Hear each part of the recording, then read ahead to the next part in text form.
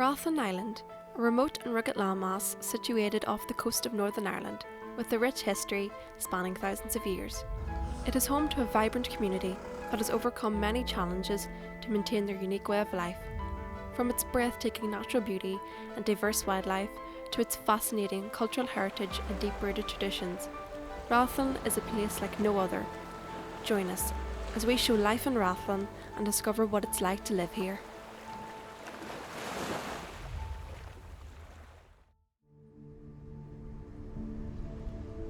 The ferry is a lifeline connecting this remote island community with the mainland. First on our journey, we meet Tom McDonald, who moved to Rathlin 18 years ago. He relocated to the island because of its unique wildlife, which suited his love of nature photography. When he is not taking photographs, he is working on the ferry. That's a great job. Being out at sea, you see dolphins, whales sometimes, basking shark, all the seabirds. Hard to beat. Sometimes we get it rough, but it's good fun.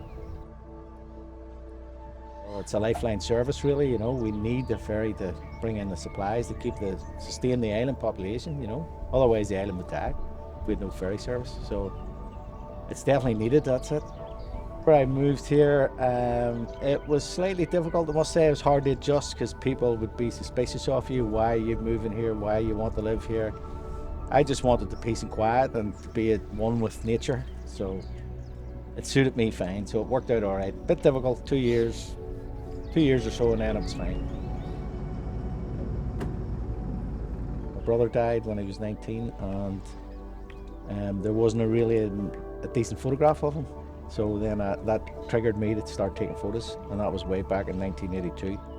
So that's a long time ago now, and I've been at it ever since. I used to go to the local rivers and stuff and watch kingfishers and otters and stuff like that, so I decided I wanted to photograph this type of stuff. So Rathlin suits me fine for that, plenty of wildlife about here.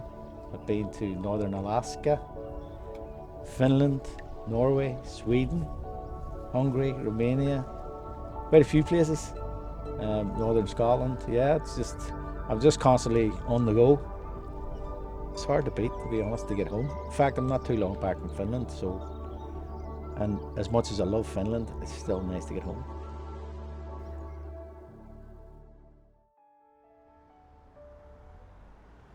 Growing up in Rathlin, university student Millie Earr experienced a childhood unlike any other.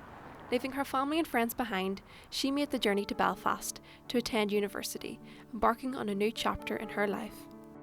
Growing up on Rathlin was an experience. An experience not many people could probably say they have.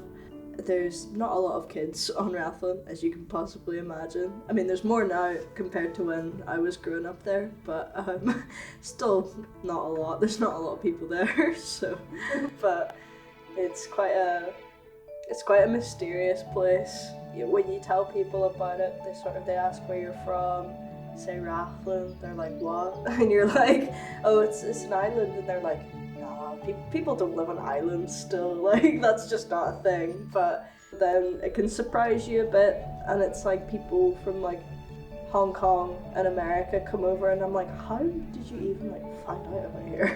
Like, it's literally in the middle of nowhere. The people on Rathlin there's some kind of connection there. I can't explain it, but you just feel it as soon as you step on when you've lived there for a while, and you're connected to the land, the history, the people, and it's quite a feeling. It's like a buzz is the wrong word, but it's like a relief, and you sort of go and you can just be.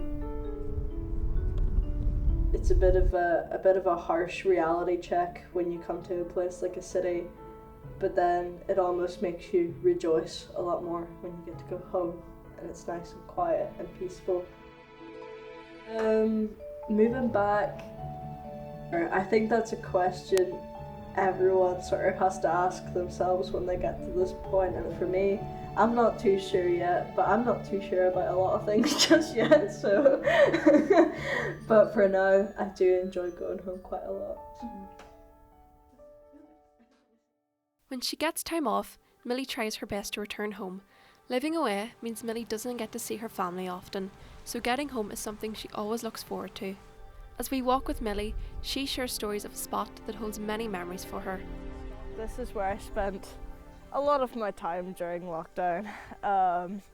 It wasn't anything Beverly Hills, but it was somewhere else for me to go on an island where there isn't too many nooks and crannies I haven't explored before, but it's a bit, well, I would say not too shabby, but as you can see, it is pretty shabby, so, but it's all right for a good explore. There's a lot of places like this around here where it's, you sort of look at it and you're like, oh God, why would you go there? But you spend a lot of time around it and then it becomes a bit of a hidden treasure after a while.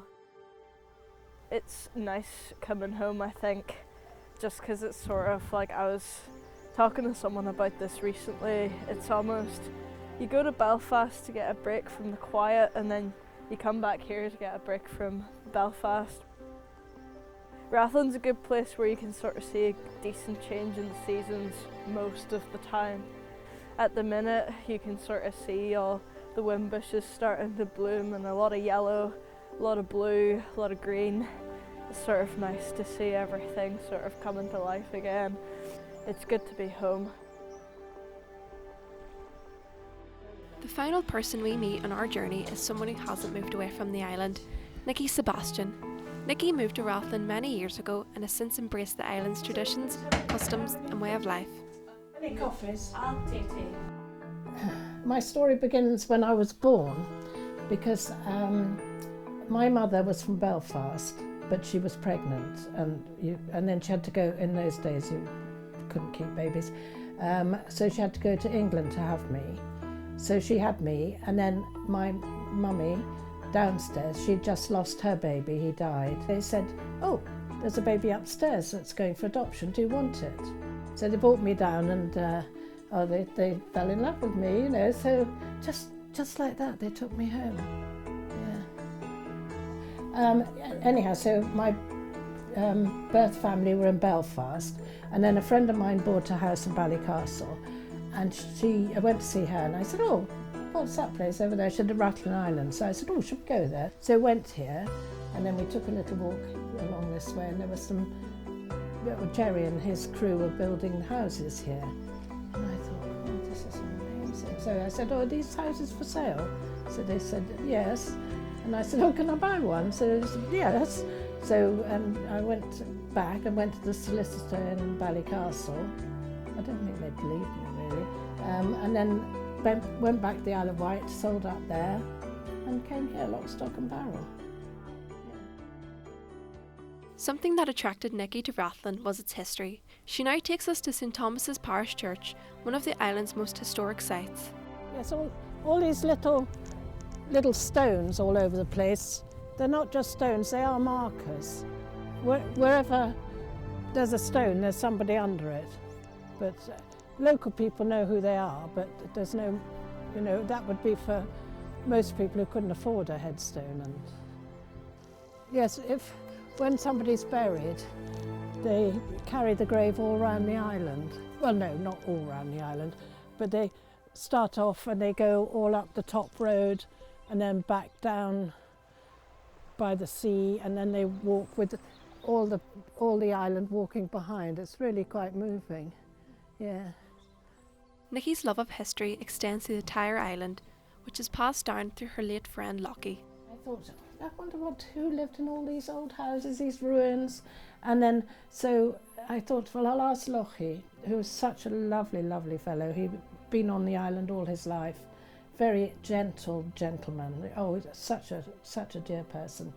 And so full of knowledge. And so his daughter would drive, and he and I went round and he told me about all the houses and who lived there, and all these old ruins, they came to life and you could feel all the people in them, you know, it was magic.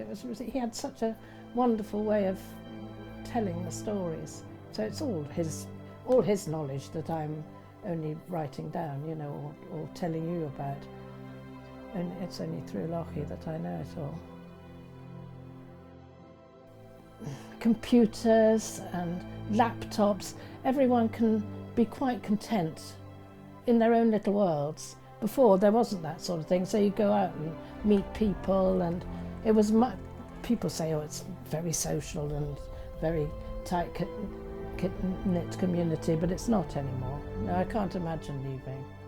Although we did think of leaving, and then we thought, are we mad, you know? So no, we stayed. But it was a good thing to go through, because you realise that you really don't want to leave. Grass is always greener, but it's not. We realised it wasn't greener. It was a bit brown.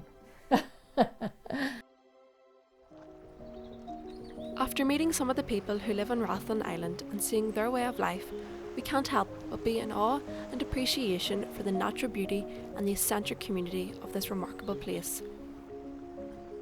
What does like everyday life look like for you? Well, I should say it looks like every day. People always think, you know, it must be amazing. Like, it's just, you know, we get up, get breakfast, have a shower, just like you do. It's good to get home, and I mean, it's like anywhere else, I suppose. It's home, and it's great getting back to seeing the animals that I like, you know, here as well, and the people, of course. It's a really good place to live. My granny always says, Rathlin will always be here. It'll be in your heart and your soul, but physically it'll probably always be here as well. So it's always a safe haven for anyone to come back to. Even if they do have to go away again, it'll always be here for you.